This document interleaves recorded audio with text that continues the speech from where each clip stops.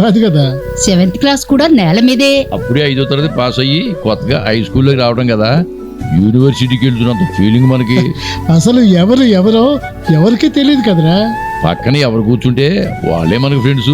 ఎవరు మనతో బాగా మాట్లాడితే వాళ్ళే మనకు ఫ్రెండ్స్. ఎవరైనా కొంచెం మాట్లాడి అల్లరి చేస్తుంటే వాళ్ళ ప్లేస్ మార్చేసి వెనక్కి పంపేవాళ్ళు మాస్టారు, గుర్తుందట్రా? అలా వెనక్కి పంపి నన్ను బ్యాక్ బెంచ్ స్టూడెంట్ అని చేశారా.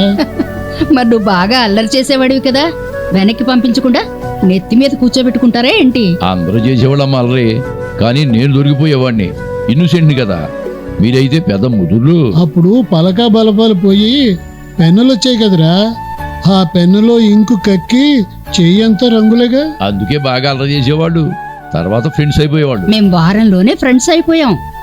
కలిసి తినేవాళ్ళం కదా, తినేది తక్కువ మాట్లాడుకునేది ఎక్కువ. గోదావరి పచ్చని పొలాల్లో సెలయేటి గలగలల్లో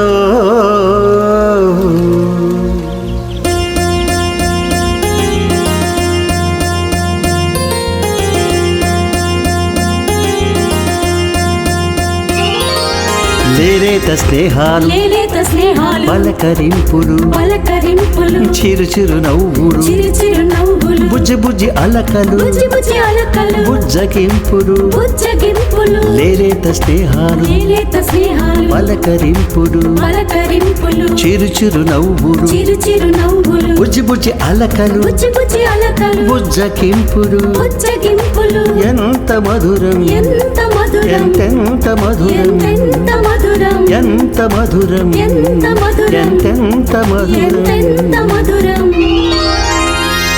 మధురాతి మధురం మన స్నేహం.